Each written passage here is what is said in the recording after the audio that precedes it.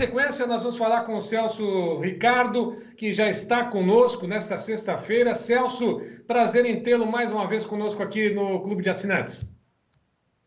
Sérgio, boa tarde, um abraço, um prazer estar com vocês novamente. E, como sempre, Celso, informações preciosas repercutindo no mercado que está se movimentando e está se mexendo, né? Parece que você mexeu um tanto quanto aí naquilo que estava parado há muito tempo, poucos falavam a respeito, hein? Pois é, Sérgio, fica muito cômodo, né? O mercado fica muito favorável para alguns se nós não trouxermos à tona os assuntos que precisam ser debatidos, que precisam ser discutidos e principalmente os interesses de toda a cadeia produtiva precisa estar sobre a mesa e nós precisamos buscar os interesses de todos, que eu acho que não existe nada mais justo, né? Lucratividade e oportunidade para todos, do campo até a mesa do consumidor. Bom, na última edição nós falamos a respeito da metodologia, entre outros assuntos, a metodologia adotada pelo CPEA para a formação de preços na referência do indicador CPEA. Isso também deixou muita gente incomodada, curiosa, tem muita gente perguntando a respeito, né? Você teve um retorno em relação a isso? Alguns produtores chegaram a falar contigo, pecuaristas, porque nosso assunto hoje vai ser formado a partir do Ministério da Agricultura, né, na questão política voltada à proteção aos interesses do pecuarista, do produtor. Mas em relação à metodologia do CPEA, tua participação de ontem também chegou a você algumas informações? Não, Sérgio, não chegaram nada, nenhum questionamento, nenhuma solicitação para um debate, uma conversa, né, que eu estou sempre aberto, porque, como eu digo para todo mundo, o meu interesse é o agronegócio. Eu represento os interesses da produção de grãos, também a representação de proteína animal. O produtor rural brasileiro ele precisa ser mais ouvido. E na questão do indicador CPEA, como eu falei ontem, eu acho que nós precisamos levar em consideração as regiões, né, os mercados que cada região atua, para nós podermos desmistificar o preço. Se nós partirmos de um princípio apenas de um preço baseado nas notas de entrada dos grandes frigoríficos pautadas em um mercado só, o pecuarista vai entrar em determinadas regiões, como nós falamos ontem, investindo pesado, mas o frigorífico daquela região não atende esse mercado, logo ele não vai pagar o preço que o indicador CPEA está determinando ou definindo a partir de determinada região. Atendendo pecuaristas de Rondônia, do Pará, do Maranhão, se questiona muito. Ah, mas o indicador CPEA está tal valor, por que aqui não está? É simples, porque o CPEA tem um balizamento apenas e ele não poderia ser considerado a nível nacional. Ou ele regionaliza, ou ele tem que deixar bem claro que está atuando em cima de uma base de dados pautadas das grandes empresas que exportam para determinado país e que esse valor fica restrito a determinada região, porque senão bagunça o mercado e o pecuarista, de uma certa forma, fica confuso e investe achando que vai conseguir um bom retorno e não vai conseguir, porque quem determina preço do boi é o mercado, e cada região tem um mercado máximo que atinge, e os valores também são limitados. Então, tem que regionalizar, senão vai ficar ruim para a pecuária de corte. Bom, se é um indicador CPEA, que é uma referência, como é que fica o mercado? Você disse que a regionalização é a mais importante, né? Ainda voltando nesse questionamento, né? Sem o indicador CPEA, haveria outra referência para poder não deixar o pecuarista às escuras, à mercê do que está acontecendo hoje, mesmo com o indicador? Sérgio, eu acho que o indicador CPEA, eu vou reforçar, ele é importante, mas ele, a partir do que eu vejo da regionalização, ele se torna real para o pecuarista. É como eu disse, se nós partirmos das informações, por exemplo, do estado de São Paulo, um estado exportador que tem grandes frigoríficos, né, as grandes empresas estão localizadas a partir de centro de distribuição, fazem as suas exportações a partir de São Paulo, tudo que entra, as notas que entram de compra, os preços praticados ali vão ser diferentes, por exemplo, do estado do Paraná, ou do estado da Bahia, do estado do Maranhão, que trabalham outros tipos de mercados, outros tipos de negócio, outros valores. O que eu acho que, para melhorar as informações, o CPEA poderia, a partir da estrutura que tem, buscar as informações, e podemos dividir o país nas 5 regiões que nós temos, e a partir dessa subdivisão, entender os mercados que estão trabalhando, a partir das exportações ou dos melhores mercados dentro do Brasil, para poder passar uma ideia de preço, né? E aí, a partir dessa ideia de preço de compra e venda, poder passar essa média de valores para que o pecuarista dessas regiões possam investir pautados naquela capacidade de volume e preço que aqueles frigoríficos daquela região podem pagar. Porque não adianta eu ter o meu gado lá no estado de Rondônia, Roraima ou no próprio Pará, que tem um frigorífico que trabalha no mercado interno ou que trabalha com o mercado de exportação, que não seja uma lista específica que nem a China, que se paga um pouco mais, e eu querer botar o meu gado, investir na minha propriedade, acreditando nos preços que estão regionalizados em São Paulo. Eu acho que o CPEA pode expandir a sua atuação e eu acho que seria muito bom ele poder fazer esse trabalho regionalizando para poder levar essa realidade de cada estado para que o pecuarista e os frigoríficos possam trabalhar com preços e valores reais, né? Sem viver uma realidade de um estado, sendo que na outra região esses mercados não estão sendo praticados e aí viabiliza qualquer tipo de investimento e comercialização. Bom, esse mês de julho vai ficar na história com uma queda acentuada num período de entre-safra para os preços da arroba do boi gordo. Como é que você vê esses preços, cotações lá na B3? O que está acontecendo, na tua opinião, no mercado? É mais uma imposição? É uma questão de China? É uma questão de consumo interno? Ou é uma concentração cada vez maior ainda da indústria frigorífica? Onde que está o imbróglio, né, nesse nó? Né? Como é que desatar esse nó para saber o que está acontecendo de fato? Sérgio, é um conjunto de situações que são criadas, né, e que ficam nas mãos, e aí a gente vem para as grandes empresas, como eles têm esse domínio sobre o mercado, principalmente de exportação, e a China, seja para grãos como para proteína animal, já vinha nos mostrando, e eu falo China porque virou o centro das atenções do agro brasileiro nos últimos anos, né, como o único país praticamente que nós estamos direcionando as nossas atenções. Então, a China vinha mostrando, de uma certa forma, alguns pontos específicos que, em determinado momento, ela poderia não sair do mercado, mas, a partir da dependência que ela criou, né, fez com que o agronegócio brasileiro e a nossa carne tivesse essa dependência da importação deles, a China pôde determinar e definir o mercado conforme ela quer. Os volumes de importação, e isso poderia ser para a China ou para a própria União Europeia, no auge das exportações para essa região, quando ela cria e consegue ver que nós estamos dependentes, ela mantém os volumes e faz com que nós, de uma maneira, né, até insatisfeita, venhamos a comercializar a nossa carne com preços, mesmo preços sendo menores, porque o nosso custo ficou alto. Então, agora, de uma certa forma, nós vamos ter que nos reorganizar internamente, tentar baixar esses custos de produção para viabilizar os negócios para outros países, tirar esse direcionamento único, garantindo comercialização com o mercado externo com outros países, mas com o mínimo possível de margem de lucro para que o negócio seja interessante.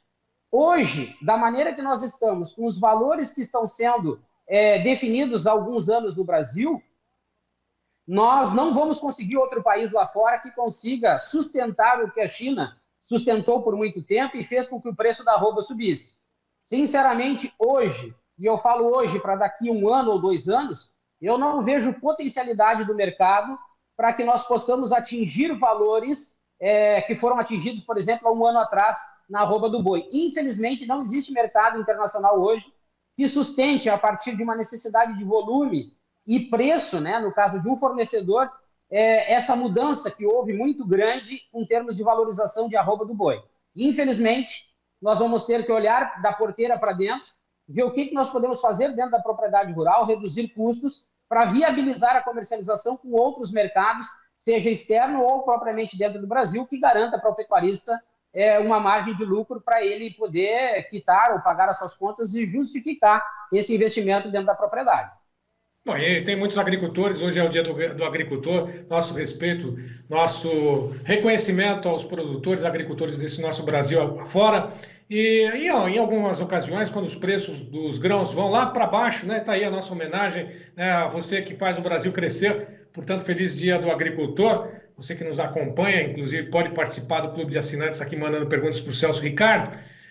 Muitos falam no momento em que os preços vão lá no fundo do poço, olha, eu vou diminuir, vão diminuir, reduzir a produção. Não é a saída. Esta seria uma saída, fazendo uma provocação para a pecuária reduzir a produção para ter preços mais remuneradores. Você já deu a dica, né? Diminuir ao máximo os custos de produção, reduzir a produção, reduzir o número de animais destinados ao abate às indústrias. Isso seria uma alternativa para poder tentar, na lei de oferta e demanda, equilibrar um pouco esse mercado, não? Sérgio, quando a gente fala em custo de produção, a gente tem uma ideia muito de produtividade de produção, né, diretamente ligada ou ao hectare que a gente está produzindo, ou ao animal, ou quilos de carne por animal abatido.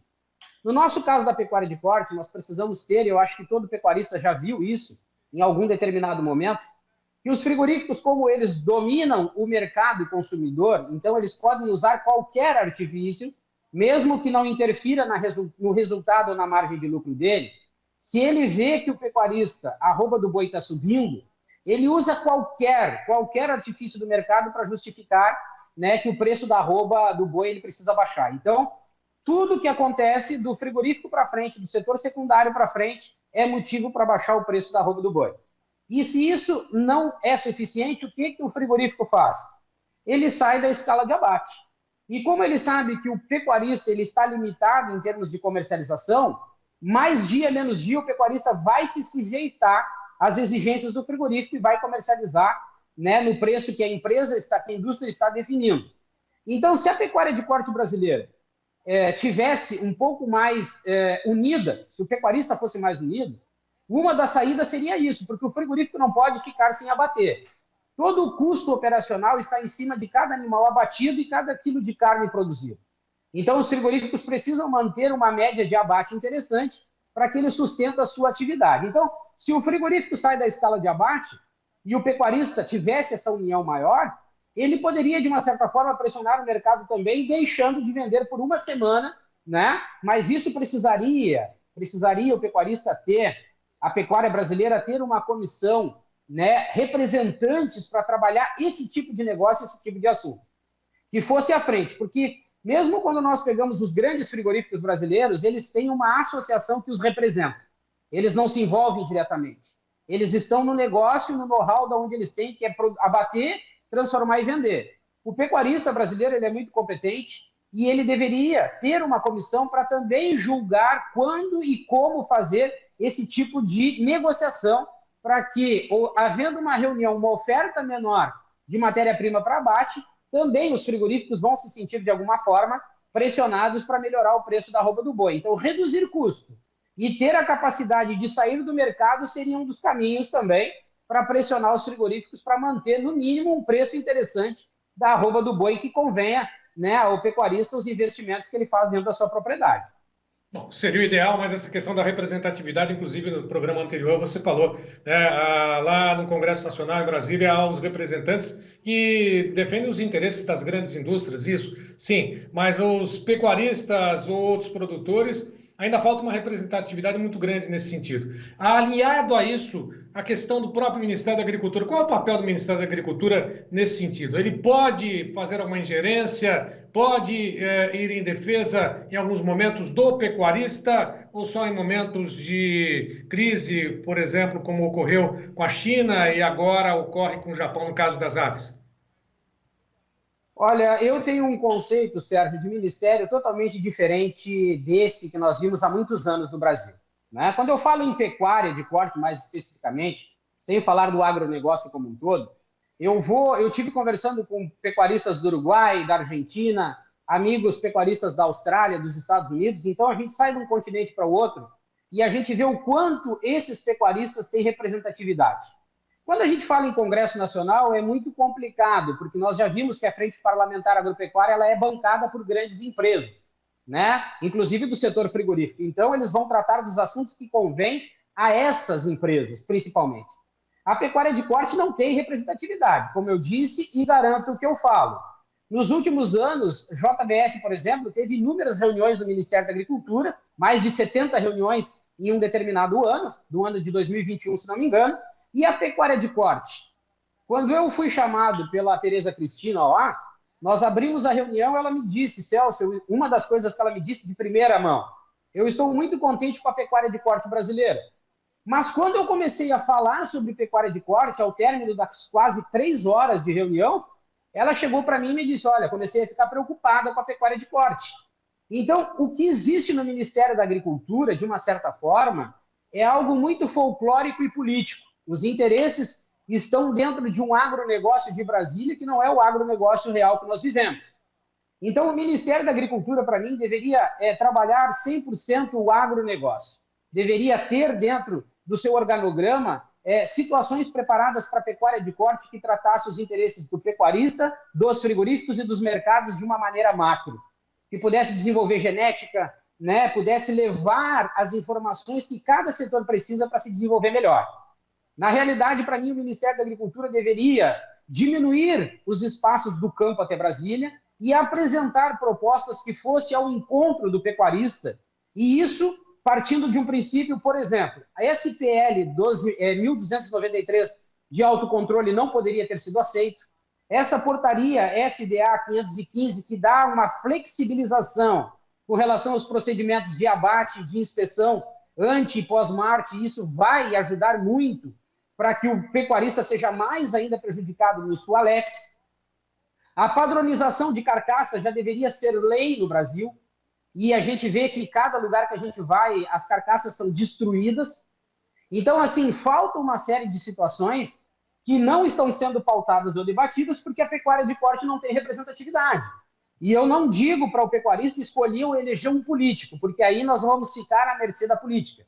Precisa escolher pessoas que debatam com um único fim os interesses da pecuária de corte. E eu tenho certeza que existe margem para beneficiar ou melhorar os resultados da pecuária de corte e dos frigoríficos, partindo de um princípio do mercado que nós temos, sem prejudicar ninguém. Eu acho que nós temos que oferecer para todos os setores a mesma capacidade, né, ou a igualdade para que todos possam ter lucratividade na operação, coisa que nós sabemos que trabalhar com carne bovina no Brasil, tendo ideia do mercado nacional e de exportação, realmente dá lucro para os frigoríficos em qualquer região do país. O mais interessante é que numa situação dessa, em alguns governos, o produtor pecuarista é demonizado, né? Não se fala da cadeia como um todo, onde para o principal lucro, onde estanca um preço melhor para o consumidor, mas sempre a culpa é do pecuarista, aquele que desmata, aquele que traz problemas para o meio ambiente, aquele que tem lá a pecuária em espaços que poderiam ser ocupados por outras atividades. Esse tipo de demonização também do pecuarista não é nada saudável para a atividade aqui no Brasil, principalmente em alguns governos, não? Sérgio, isso é algo que virou agora moda no Brasil, falar mal da pecuária de corte e da bovinocultura. Mas é o que eu digo, nós estamos deixando o nosso setor à mercê de qualquer um questionar ou definir o que está acontecendo ou não. Então, aí já entra essa questão dessa representatividade que eu digo que está nos faltando. Por exemplo, o mercado de exportação, né? Eu saí da questão dos questionamentos sobre a pecuária de corte, os problemas com o meio ambiente, desmatamento, que não é real, não é a pecuária de corte que proporciona isso, né? Muito pelo contrário, eu acho que a pecuária de corte, em termos de cadeia produtiva, e foi outra coisa que tu falou, não é considerada nunca. Nós não vimos marketing no Brasil da pecuária de corte. A pecuária de corte só aparece quando convém para alguém e nós precisamos desenvolver um marketing positivo, né? Nós precisamos criar a ideia no Brasil das pessoas consumir carne mesmo, porque já ficou provado que a carne, né, a carne vermelha, ela é saudável e ajuda, né, no desenvolvimento não somente da saúde do corpo, mas também do social, né, em determinadas regiões. Mas como nós não temos representatividade, nós ficamos à mercê de qualquer um. E aí acontecem as barbaridades em termos de informação, né? E isso vem prejudicando cada vez mais, e a pecuária de corte virou esse sensacionalismo negativo para o Brasil. Mas essas questões mercadológicas, eu falo com o mercado de exportação, onde a ABIEC, né, que é a grande associação, faz um trabalho para as grandes empresas louvável dentro da legalidade, mas cria um domínio e um cartel que prejudica toda a cadeia produtiva. Se o Ministério da Agricultura no Brasil fosse atuante, nós trabalhássemos a questão do livre mercado, nós iríamos ter no Brasil um programa nacional de fomento à exportação.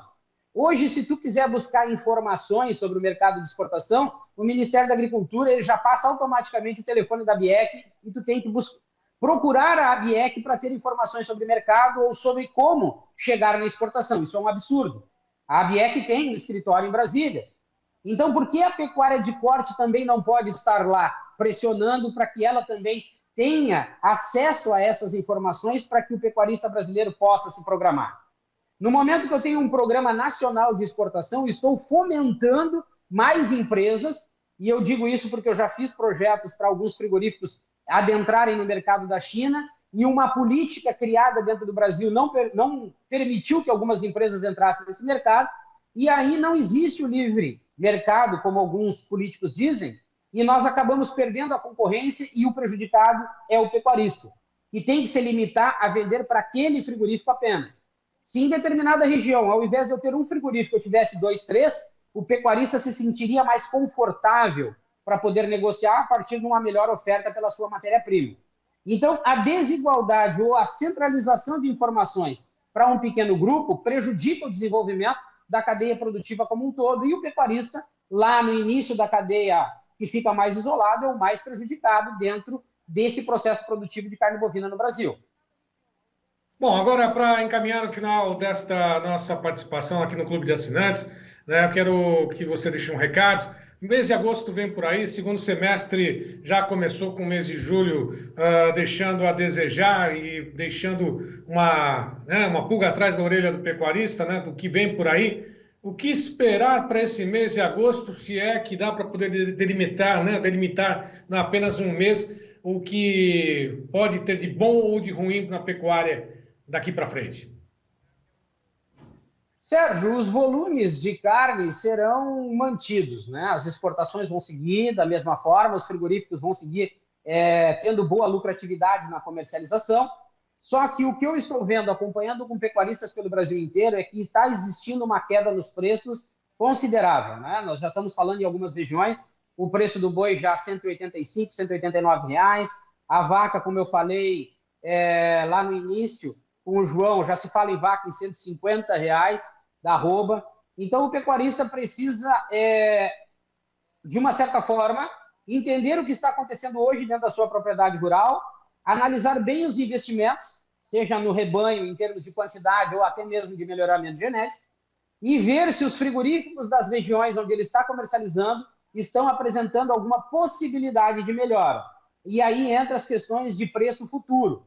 Porque o mercado em si, para o mês de agosto, não tem um retrospecto bom em termos de melhora de preço.